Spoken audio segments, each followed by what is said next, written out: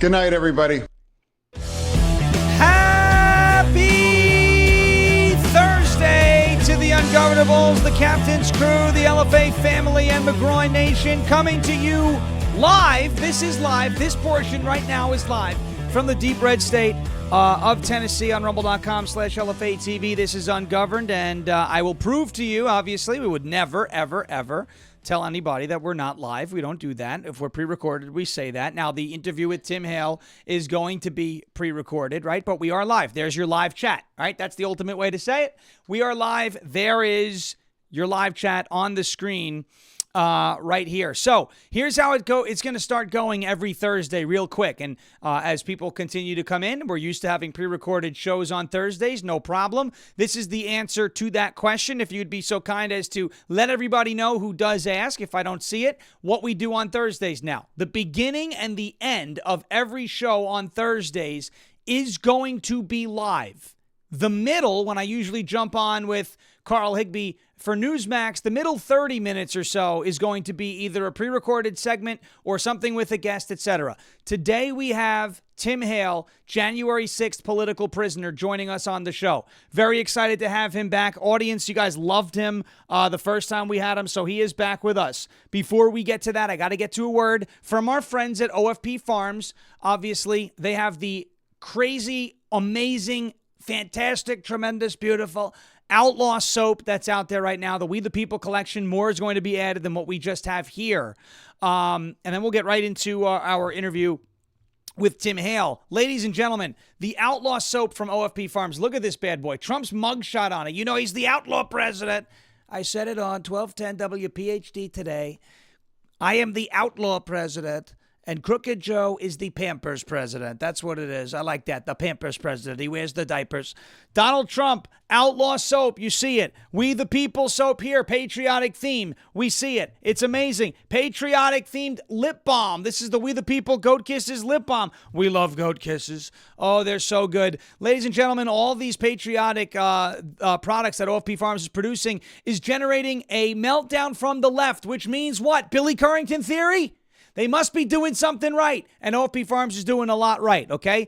All the patriotic soaps, the We the People collection, more is coming right now, but this is what they have at the start. And according to what they've told me, they are going to be donating the profits from this soap to Donald Trump's campaign. So you're supporting OFP Farms, a small business in California. It's hard to survive there. You're supporting Donald Trump, the presidential candidate that we're all behind so we can save America. OFPfarms.com. You can use the promo code LFA for 15% off, or as many people have already done, said we're going to forego the promo code and donate even more to Donald Trump. Outlaw soap, We the People soap, OFPfarms.com, promo code LFA if you want. All right, next. The LFA TV store. That's located at the LFA TV website, lfatv.us,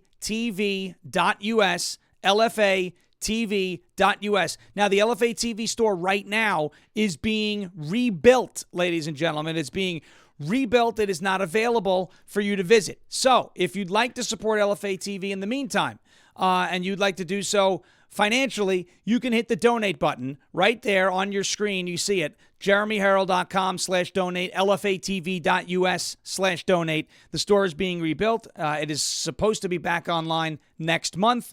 But if you'd like to help support Jeremy Herald and the LFA TV mission, all of us, LFATV.us/donate or JeremyHerald.com/donate.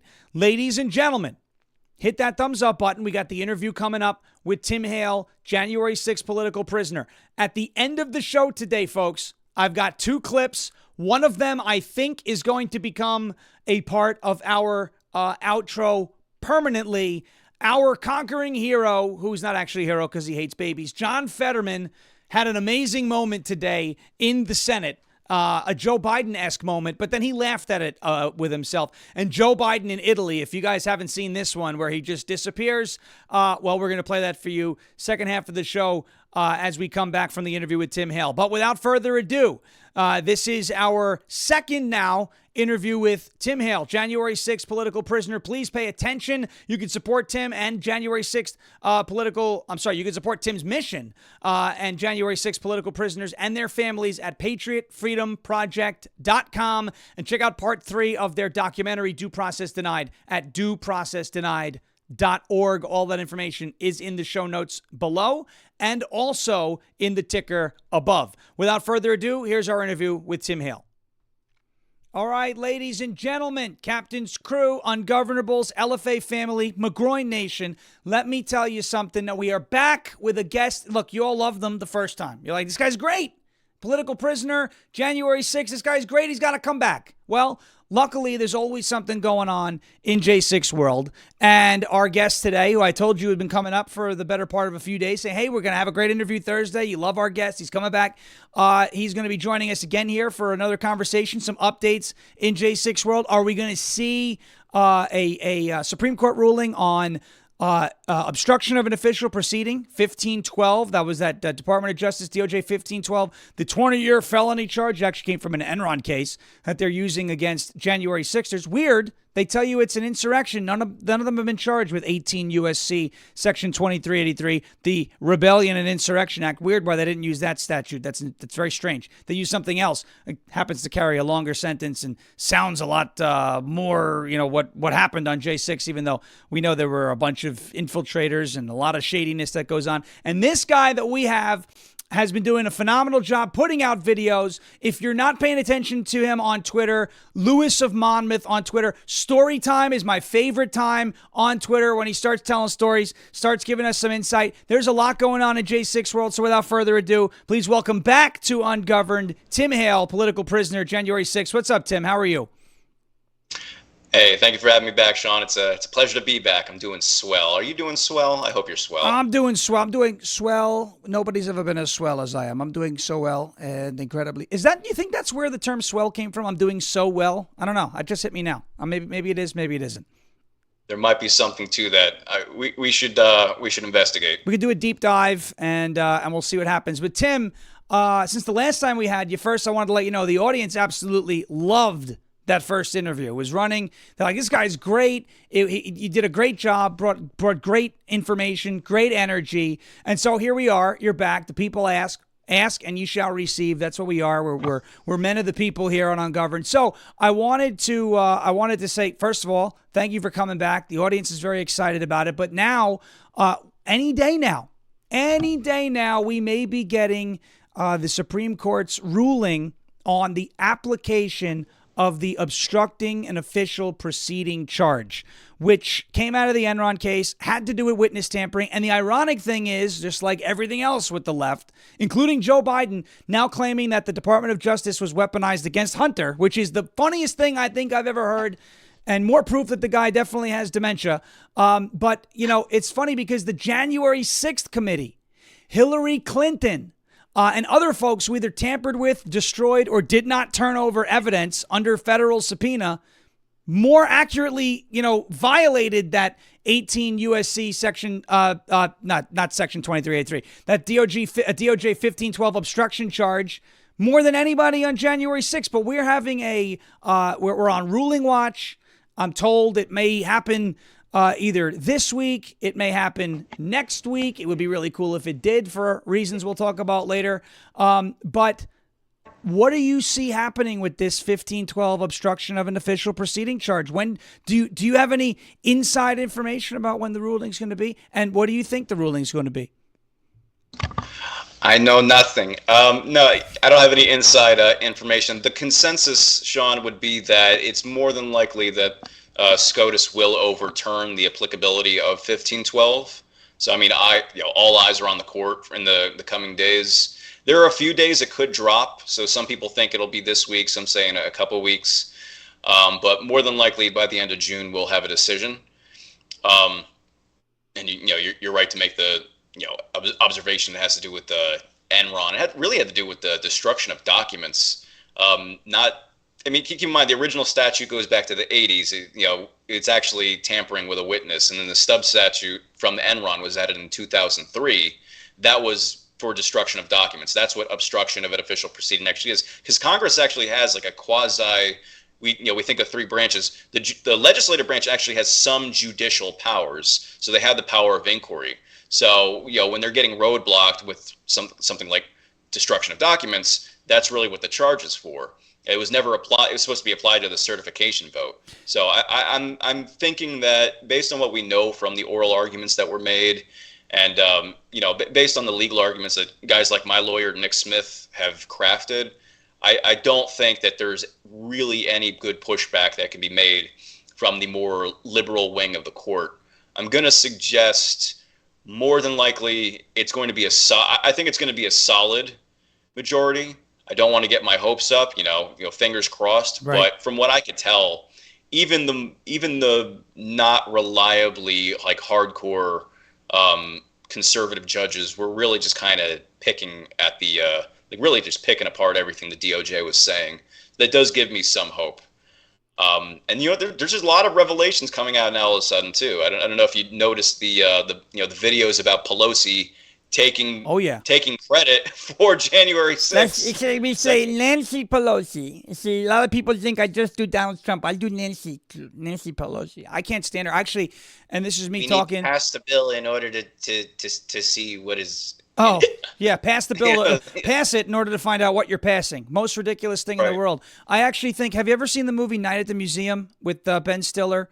They had the natural. She looks like the monkey in that movie, Dexter. She looks like a capuchin monkey. It's great. And I could say that, and I've been saying that for a while. I put up a picture. It's irrefutable. Just like Rashida Tlaib looks like Roz from Monsters, Inc. They're spitting image of one another. Always watching you, Wazowski. Anyway, I want to... This looks more like the Mummy. We have Pocahontas, and we have the Mummy. That's what I think. Pocahontas. Or I call her Chief Spitting Bull, or Chief Liawatha, too. She's a terrible person. And you know what? Swallows much. Chief swallows much. I'm sorry. Well, that would be Kamala Harris and Fannie Willis. I disavow. We're getting too far away from each other. We're talking about Fannie. We're talking about Nathan Wade, Kamala Harris, maybe even Nikki Haley if an Escalade is involved. But I digress. Okay? Now, I want to look at, because the charge is called obstructing or an obstruction of an official proceeding. And so everybody who had this charge thrown at them, it's funny because the language around it sounds like, okay, here's a bunch of protesters. They broke into this building. They stopped the electoral count, the Electoral College certifying the election. That's the quote unquote official proceeding, and they obstructed it. But that's not what this statute is about. And so what you just explained, with how this came to be from the 80s, and then it was essentially updated, destruction of evidence in 2003 after Enron, is the quote-unquote obstruction of the official proceeding would almost be like obstruction of justice, right? Somebody says you have to turn over bank records. You don't turn them over. Now you're violating the law, obstruction of justice. So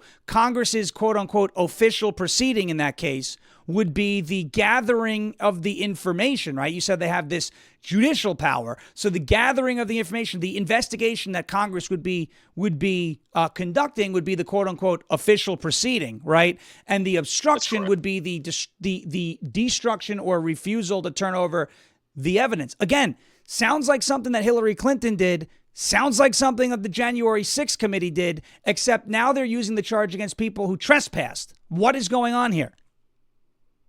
Well, I mean, you brought a couple examples. I mean, let's talk about the lack of universality here. I mean, what about a congressman pulling a fire alarm and interrupting a congressional proceeding? Does that count? Of course not.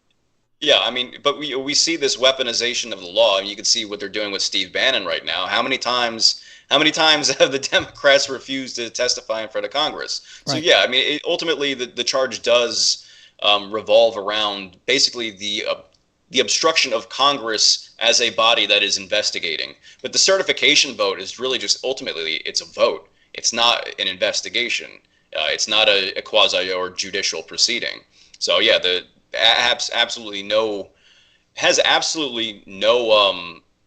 legitimate application there. And just really think about this. It's not a far reach to go from a statute that's about tampering with witnesses to tampering with documents. Okay, but since 2003, how many times have there been riots, even in D.C.? Let's just focus on D.C. And how many times has 18 U.S.C. 1512 actually been applied to anyone other than January 6th defendants regarding riotous behavior? Right. If you really took this to its logical conclusion, you could say that Code Pink obstructed an official proceeding when they were interrupting the confirmation hearings of Brett Kavanaugh. Yep. You could say this about anything. I remember we were actually in the jail in D.C. and there were riots. There were riots in D.C. with environmental protesters ramming bike racks into cops. And it's like none of those guys ended up going into the gulag with us. And so this really is just weaponization of law. Ultimately, that's all it is. There's no redeemable application of this law. And frankly, I'll even say this. In all my studying of case law, especially, and conservatives really need to, get this in their head, especially because, they complain that the law is weaponized, but they don't really delve into our common law system. So if you really want to make the argument that the law is unfairly used against the right, you really need to look at what's called selective prosecution. And so after the 14th Amendment, the 14th Amendment says that there will be equal protection under the law. And so this has been interpreted under the courts to mean that even if the laws are legitimate, let's say they are, it is when they are applied with an evil eye and an uneven hand that they become pernicious. So, there's the famous Yick Wo case where out in California, Asian immigrants were targeted by the law, and they were legitimate laws or statutes, but they were specifically targeted because they were Asian. And so because of ethnic, religious, or yes, even political dissident status, when the law is specifically used to target one group, that's selective prosecution. That's a violation of the 14th Amendment and equal protection under the law. And nobody really makes these constitutional arguments. I don't know why. But it just seems to me like the real reason is, frankly, that most of the people who speak on our behalf really don't have our interests in mind on the quote unquote right. I don't believe in the left right paradigm, but the right likes to say, "What about Antifa or BLM?" It's like, well, here you go. Here's what the law says. Right. Why don't you argue the law? They don't care. That's so true. We need to make that argument more often. I agree with you, and I think bringing the constitutional argument, because that's pretty black and white, right? I mean, you're saying this violates equal protection because you're going after one group specifically, not because of anything that they may or may not have done, but because they belong to a group, whether it's Asian people, Trump supporters, white people, Catholics, pro-life demonstrators, whatever. You're going after them. The Department of Justice is going after them because of what they believe, not necessarily because of what they did. And I guess the argument being put forth, the constitutional argument would be, well, if nobody is above the law like you claim, and if you're just applying the law and enforcing the law as it's written, well, then why aren't you enforcing it universally, equally across the board with other people who have violated the law? I mean, you had firebombing a courthouse in Portland in the summer of 2020. Those people, I don't know what happened to them, but I do know what happened to you. I know what happened to several other January 6ers, a lot of them, and still more every single day. I mean, people are going to start having their trials start very soon, people that we know. So, again, I think the universality, as you said, an interesting point. And like you said, the constitutional argument is the strongest argument and the argument that will likely win in front of the Supreme Court. Now, let me ask you this with 1512. Was this something that was this something that you were charged with? I think you were, right? Were you charged with 1512? I was, and and again, like, I'm glad that we're finally getting to this, but it's been 3 years. That was my only felony charge. I only had misdemeanors otherwise. So I spent 3 years in prison for a fake charge. So, I'll feel vindicated if 1512 is tossed out by the court, but I'm not exactly going to be I'm not exactly going to be happy that I lost 3 years of my life over what ostensibly should have been a fine. Yeah. For walking into but yeah, I mean, that's unfortunate. And a lot of guys, this isn't going to immediately get them out of prison. They'll have to be resentenced. But this could shave a lot of time off of people's sentences, as it should. The 1512 charge, again, I mentioned Pelosi earlier. I just want to, bring this full circle. Her daughter was filming a documentary. Yep. On January 6th, and one of the guys, one of the guys that was a January 6th defendant, actually, he was in the jail with us. He was basically connected to Pelosi. Nobody talks about this, but a guy named Ronnie Sandlin, he was there with his co-defendants with basically film equipment, filming an insurrection narrative, like little mini documentary.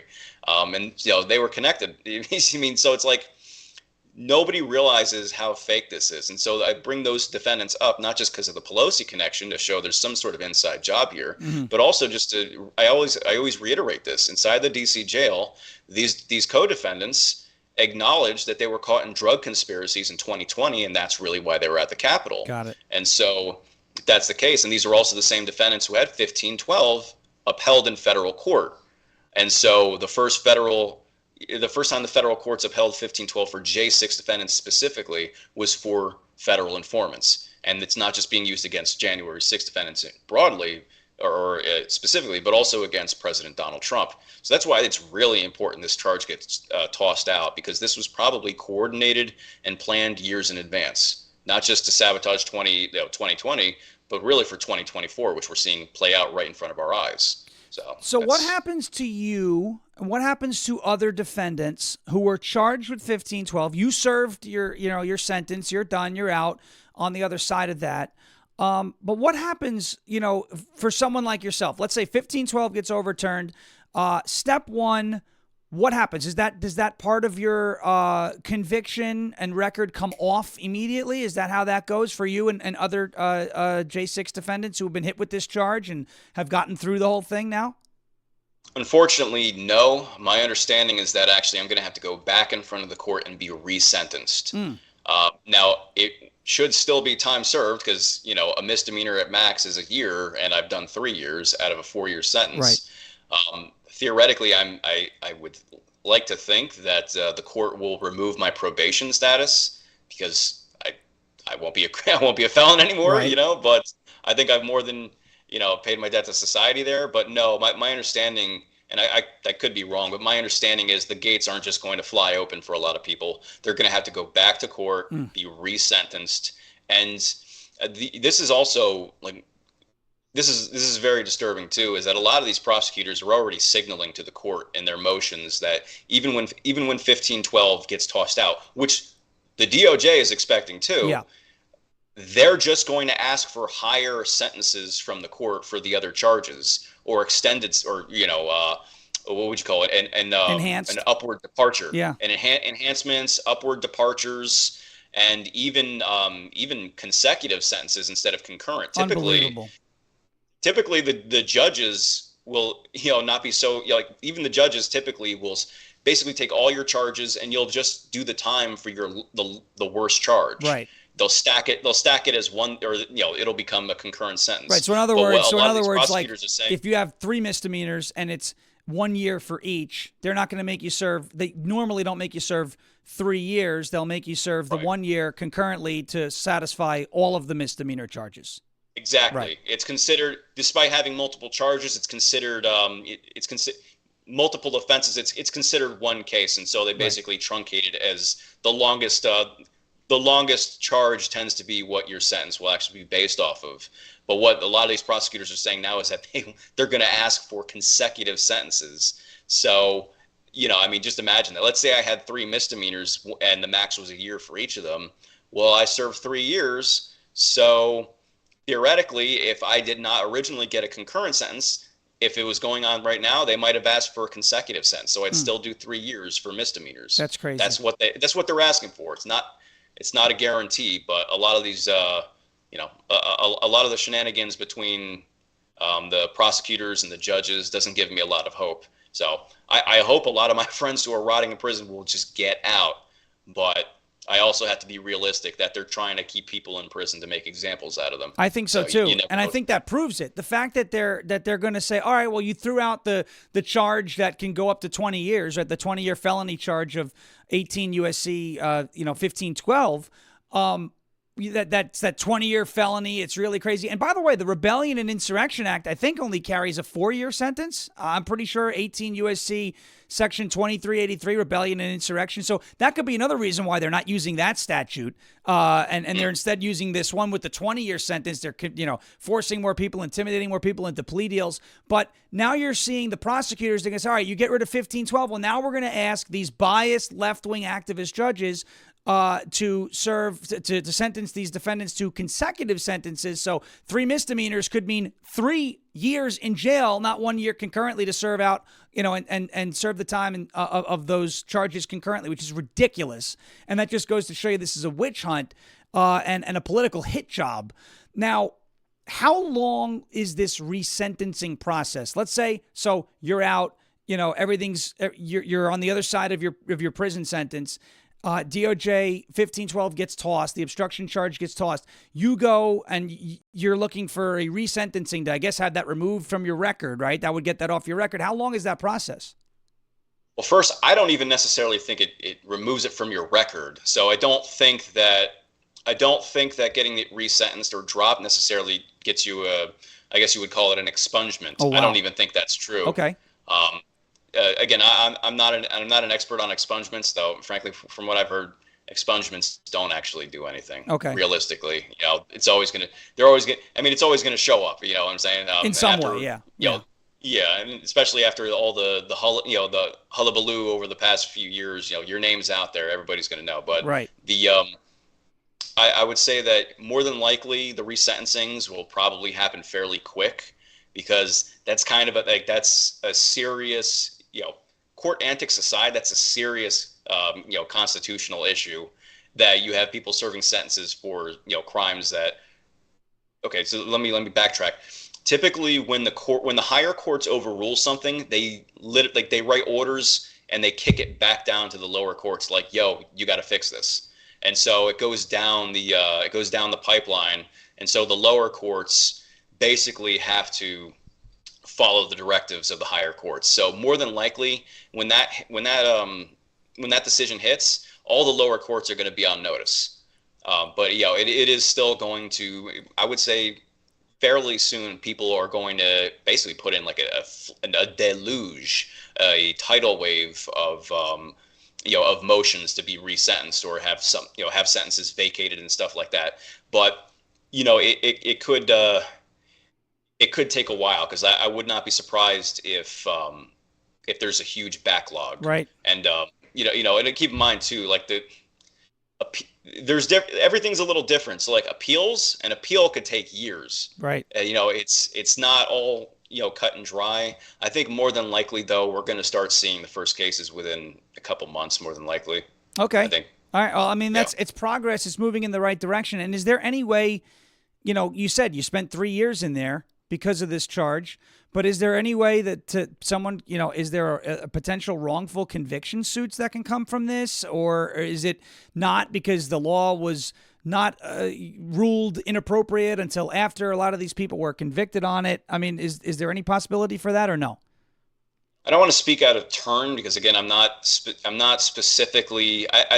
I've always, in terms of case law, I was always just focused on fighting the case and the actual the law itself about the statute. Right. So I don't necessarily know about that. I do know that when it comes to like suing like public officials, they usually have qualified immunity, especially prosecutors. Right. Judges have absolute immunity. So in terms of like a lawsuit or something like that, I could only think maybe a broad suit against the DOJ maybe could happen in terms of wrongful arrest or wrongful detention. But I wouldn't really know about that. Honestly,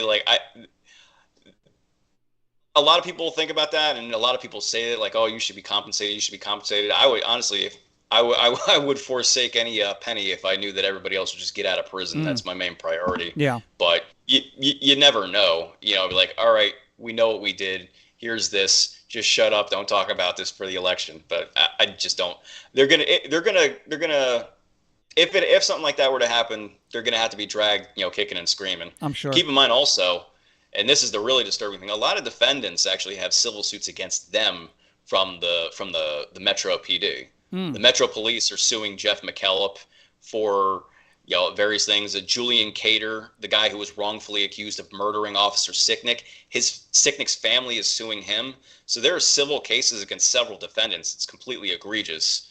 So there's no telling how much of an uphill battle this is still going to be, even after the criminal proceedings. Yeah, wow. It's an avalanche of craziness. And this is why we need the pardons. Donald Trump wins, elections 2024. We go and we start seeing some pardons, because that does, I guess, expunge. It gets that off the record. And that's just, to me, it's just wild. You think that 1512 gets overturned, things start to look better, but there's so many other obstacles too. And it's not that it's a good thing; it's a step in the right direction, but so many other obstacles as well. Now, I want to get to this. I didn't want to spend too much time on this, but I want to talk about it now. There's, our friend, right? We talked about it last time. Beware of the wolves in sheep's clothing. We mentioned a lot of suspicious behavior. It's weird. I hear about a January 6th political prisoner who always seems to be available to do podcasts and phone calls. And I hear about paying women to act like the girlfriend, and now there's this thing. So let's just 30,000 feet. I'm going to let the audience understand this. Let's say you're a part of a grassroots movement in your town or your state, Republican club, a group of friends. You want to throw a rally in support of President Trump, or maybe not Trump. Maybe you want to throw a rally, in support of the Constitution. And you don't want the feds really to look into you, right? I don't think you would want to name the organization or the rally or the event something that could throw a red flag. So I would use the term napalm and say probably not a term that we should be naming that. But yet there is some sort of organization being organized by a quote-unquote political prisoner who has a habit of delaying his own proceedings and then saying it's the government doing it to him, that is forming an organization called Napalm. And if it wasn't obvious now that what we were saying about this is true, now it should be painfully obvious. What is this Napalm? What is going on? You've spent the last 3 years trying to blow the whistle on this. People have been calling you all sorts of names, but Tim, it looks like you were right. What's going on with this story? I mean, to quote another defendant, Jeff McKellop, once again, as always and forever. It's the same thing that I've just been seeing for 3 years. There's this rat. He's a known informant. He's a known snitch, and basically he's working with various social media influencers and activists who have history themselves as informants or connections to three-letter agencies and stuff like that. And basically he's trying to promote napalm, a new constitutional militia, napalm. And it's just, what people don't realize is that this isn't new, actually. So Jake Lang, of course, right after January 6th, in his own documents, he's accused by the government of trying to create a militia to basically start a literal insurrection. Shocking that he's promoting that narrative. He fits right into the narrative. He's been doing this for 3 years. This is 1776. It's like, well, hold on, 1776 was 1776. He basically was immediately trying to enlist people to wage a war against the government. And the bizarre thing is that he's in someone's paperwork. So there's a guy named Christopher Finney. I never met him. He's not a big name in January 6th. But it did not escape me when he was caught that he was caught because his information was in Jake Lang's phone, connected to a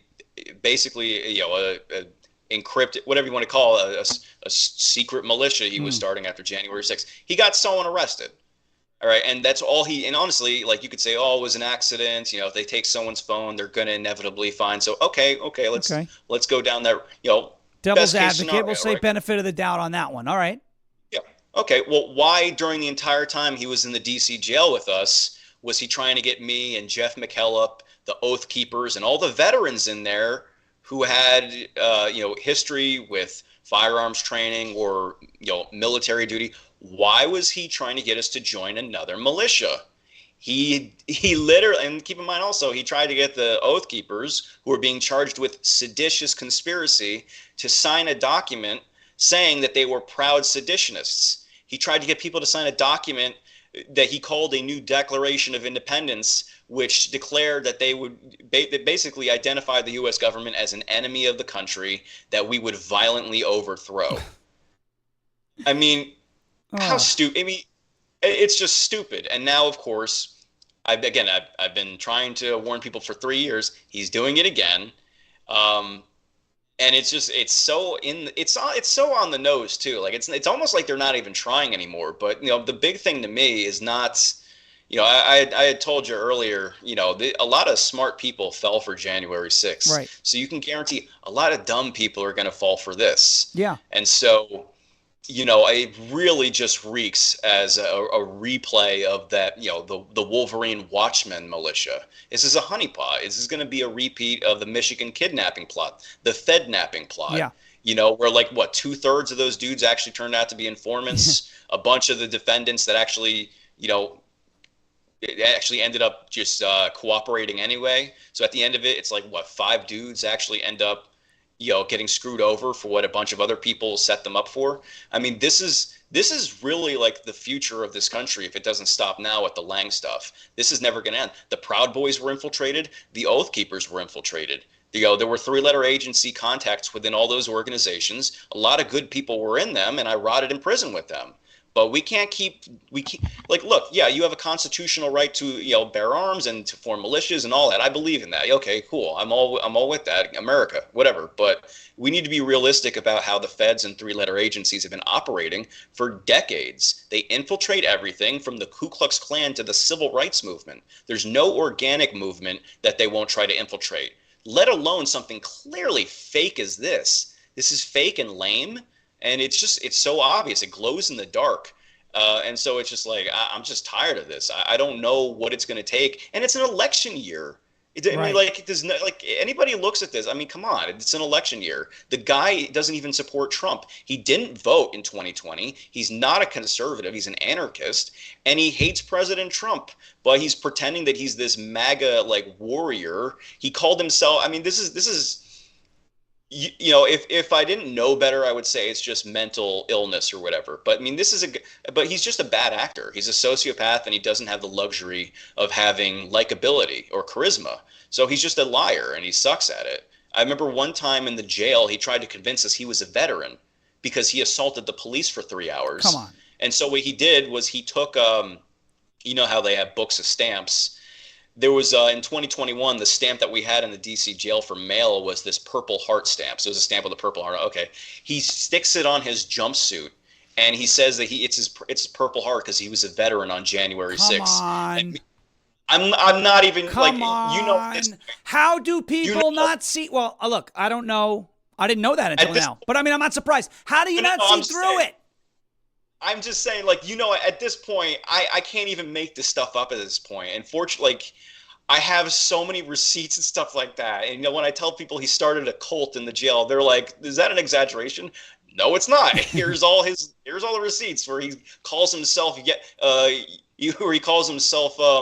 Yisrael, because his name is Jacob. So he says that God renamed him Israel, like Jacob in the Bible was renamed Israel. Come on. He says that God, I mean, like, it's the most insane thing. And the real thing is, Sean, I think, like, people really need to think about this is that whether it's not just informants, it's the feds in general. They think Trump supporters are idiots. Yes. And they think that if they just act like these ridiculous caricatures, that they can just trick us nonstop. And unfortunately, it works sometimes. But people really need to wake up. If someone's acting like a caricature, they probably are. Right. You know what I'm saying? Like, well, like, here's a funny story. So I was thinking of, and this is a really funny story. So it's like undercover journalism, right? Or like, you want to infiltrate a left-wing protest. I was actually thinking of doing this a couple of years ago in Tallahassee, Florida, to the point where I bought a wig, a blue and pink wig that I was going to wear, to a Trans Lives Matter, whatever protest, and then just kind of, I think it was like an abortion thing, and I was just going to walk in and pretend I was some sort of crazy liberal guy with the hair. Like, I was going to look like a caricature of a typical liberal. Now, these people are stupid, the libs, so they probably would have been like, oh, hey, welcome. But, like you said, if someone's acting like acting the part, like MAGA hat, and like he's got a thing, I'm not saying people can't wear their Trump support shirts, but like if you're you see somebody at a Trump rally and they're in their Trump gear and they're just chanting like, milquetoast slogans, I would probably look at them and be like, is this your first time, or like, are you not actually who you say you are?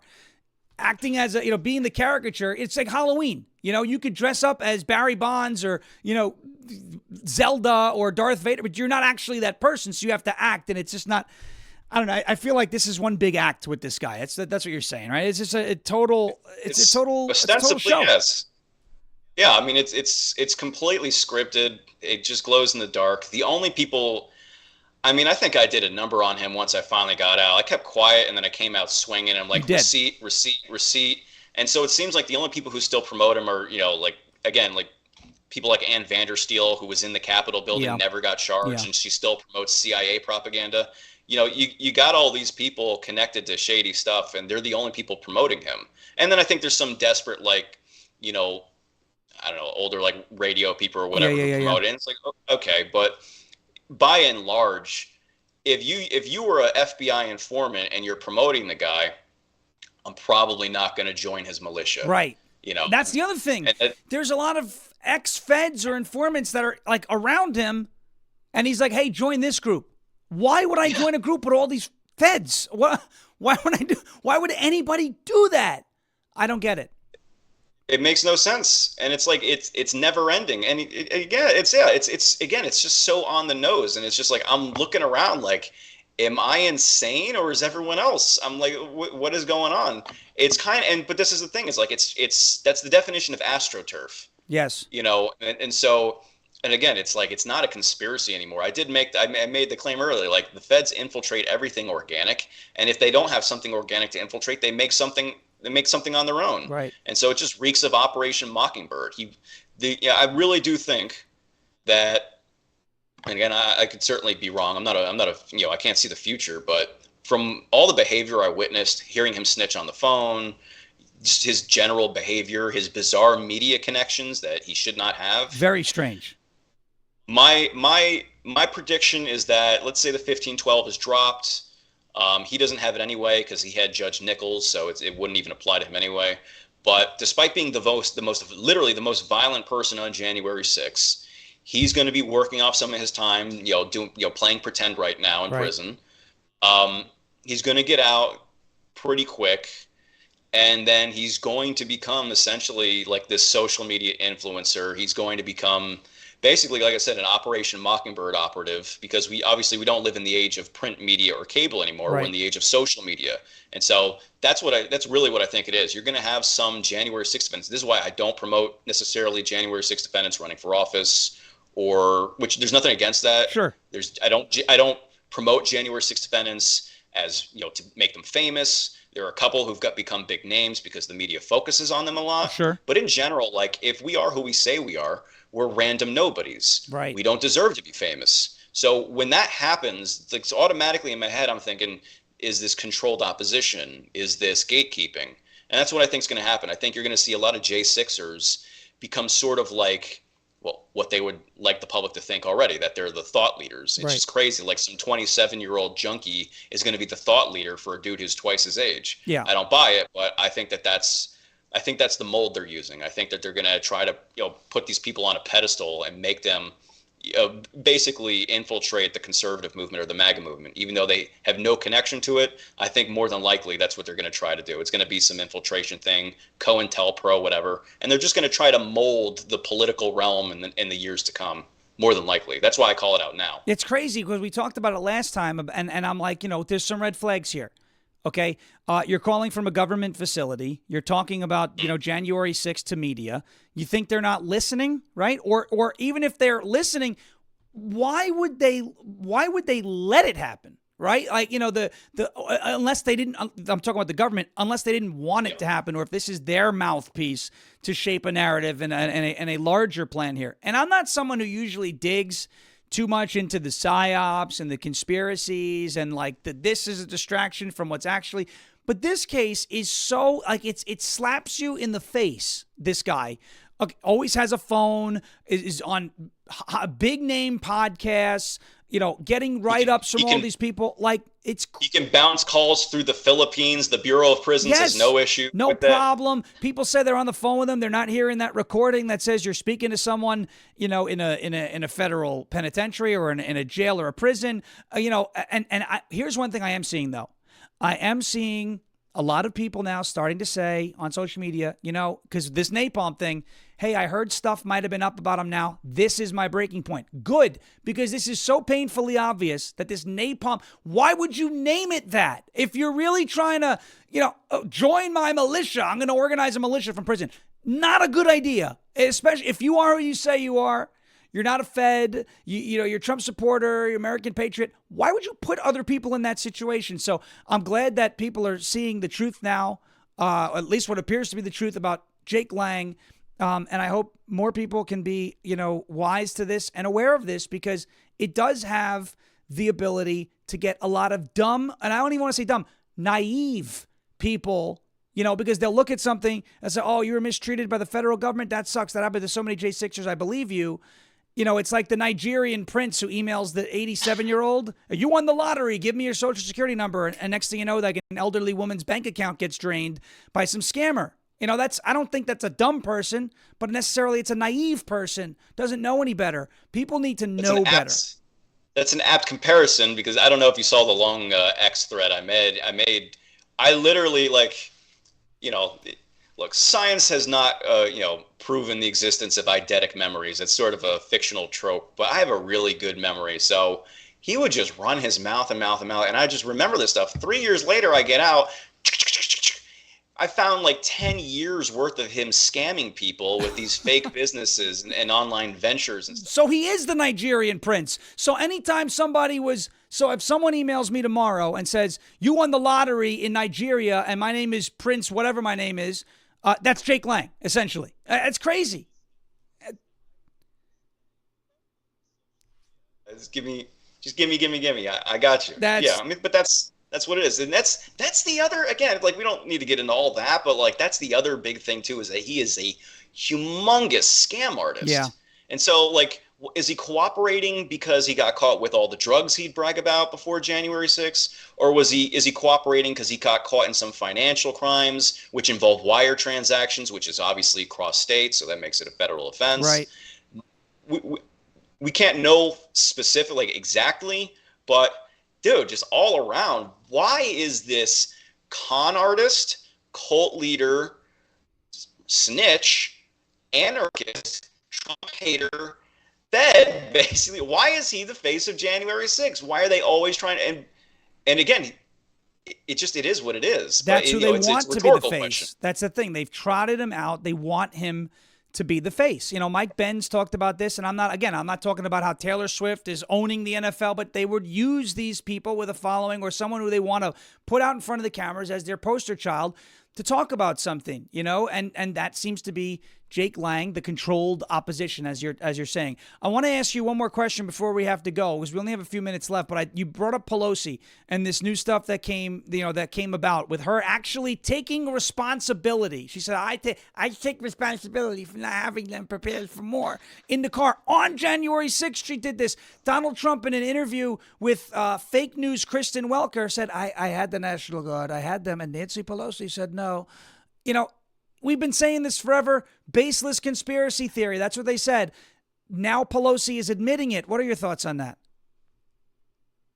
I mean, it is what it is. And, again, wish it came out a little sooner. It's right.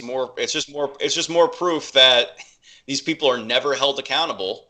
Yeah, I mean, it just, again, it corroborates that it was an inside job too, because, there are body cameras also showing the Metro PD yelling out loud, "They set us up. They set us up." Right. Because they're so outnumbered. It's just like, well, who set them up?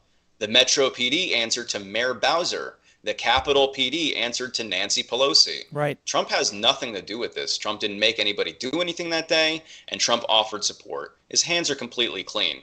But, of course, who was leading the fake impeachment hearings? Who were leading the J6 committee hearings? I mean, it's just the swamp. It was a setup. I think we all know it at this point. It's just a shame that these people are never held accountable. And 3 years later, we finally get the admission. And in advance, too, by the way. In advance of, Mark Milley talking to Susan Rice. You're seeing all this come out. Julie Kelly, who's doing a phenomenal job. She's always done a phenomenal job with January 6th. This whole Mark Milley thing, how he was supposed to work for Trump, but he was, talking to Susan Rice. You don't want to be talking to Susan Rice. That woman was knee-deep in Spygate, the whole Russia hoax from 2016 all the way up. I mean, they even used that to try and discredit the laptop from hell, which was now used as evidence in a federal case against Hunter Biden. So it's legit, right? Everyone doesn't want to, the left melts down when you say that. They're like, no, Rudy Giuliani. I was like, dude, it was like, guy, it was used as evidence in federal court by the government against this freaking guy. Anyway. I knew the laptop was real the night they arrested me. and they're trying to grill me about what I know about the laptop because I'm not going to say what it was, but I set my Wi-Fi ID name to something about about the Biden family involving some of the stuff that might have been on the laptop. Right. And so based on how like upset and scared they were about what I might have known, like I knew immediately, like, oh wow, they're really scared about people finding out about this. Well, we call that on this show, we call that the Billy Currington theory. I don't know if you're into country music, but Billy Currington, country artist, had a song called Must Be Doing Something Right. And we say whenever the left freaks out, it's the Billy Currington theory. We start singing, must be doing something right. Anytime they freak out, if they're melting down over something, they're upset that you know something about the laptop, you're doing something right, or what you know is devastating to them. That's the point. So, well, it's always that formula, it's not happening. Okay, it's happening, but it's not a big deal. Okay, it is happening. And it's a good thing. And, it's the same. It's just propaganda at this point. Yeah, that's that. And we've talked about that too. Yeah, it's not happening. It is happening, but it's only happening in limited situations. It is happening. It's a great thing that it's happening. And if you don't think it's a great thing, you are and then name the insult: racist, Nazi, homophobe, fascist, whatever, dictator, whatever it is. It's happening, and it's a good thing. They always, and it's a good thing. They right. Illegal immigration is happening, and it's a great thing. Wait a minute. I thought you told me it wasn't happening. The border was secure. Well, if you don't think it's a great thing, you hate brown people. I'm like, whoa, how did we get here? I just want a safe and secure country. I want to ask you, I know there's a lot of things coming up. Part 3 of the documentary, Due Process Denied, Patriot Freedom Project. Tell us a little bit about that, how we can help that amazing organization, and anything else that's on your mind before we run. You got it, Sean. Yeah, you can. Well, first off, you can go to patriotfreedomproject.com if you're interested in just helping to support the families that are still suffering from this. A lot of the guys who are rotting in prison, and women actually, we're the breadwinners of the family, and so any support they can get is good support. But yeah, you can also go to dueprocessdenied.com and you can check out the documentary. You did just point out, part 3. You can watch the first 2 parts as well. A lot of families have been involved in this. A lot of splendid people, took part in this documentary series. So I encourage everybody to go check out Due Process Denied, all 3 parts. And it's going to be some big things happening in the future, as you know. So yes, big things, huge things. We're very happy about it. I can't wait to see it. It's going to be huge. I could actually, we might be with each other soon. I could actually help you get better at that. Help you get better. These are minor details. Locker room talk. Tim, thank you so much for joining us again. That was the quickest 45 minutes I think I've ever spent with a guest. I love having you on. The audience loves you. Always good information. We'll obviously be seeing each other soon, and you'll be back in the not so distant future. That much I can tell you. That much I can guarantee you. So thank you so much for hopping on with us. We can't wait to have you on again, and keep up the great work. Keep fighting the good fight. Thank you, Sean. Thank you. Thank you so much. Tim Hale, everybody. Thank you so much. Tim Hale, January 6th political prisoner. Always awesome on our show. Always fun to have him. And we hope you enjoyed that.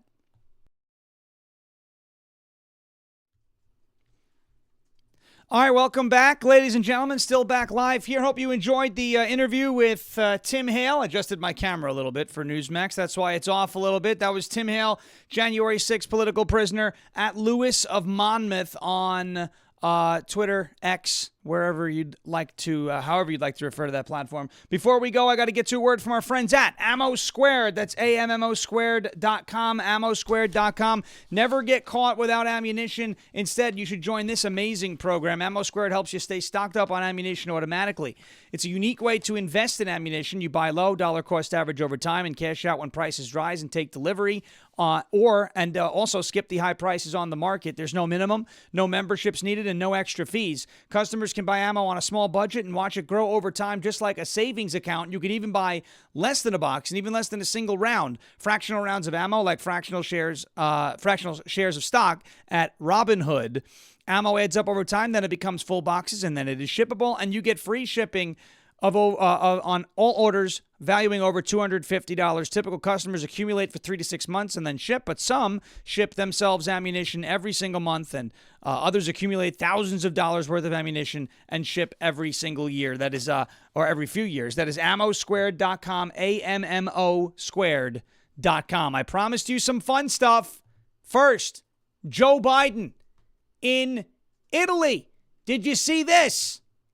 There he is. They're looking at these guys on the left are looking at the parachute. And Joe Biden there he goes. He's walking away. All right, now everybody's helping him out with it. Now he's talking to somebody who's not talking back to him. And then, Joe, over here. Joe, over here. And you see what they have to do? They have to box him in so it doesn't happen again. That's the Pampers president, ladies and gentlemen. That is not okay. Finally, I promised you, John Fetterman. If everybody who sees the 95s, what is that? That's when he said 95 a couple times, talking about the I-95 road collapse. This is going to be our official way to sign off now, our sign-off phrase, courtesy of John Fetterman, coined by John Fetterman. Check out this funny moment. He pulled a Biden in the Senate. Take a look. Under the previous order, the Senate stands adjourned until 3 p.m. on Monday. Bang, gavel. Bang, gavel.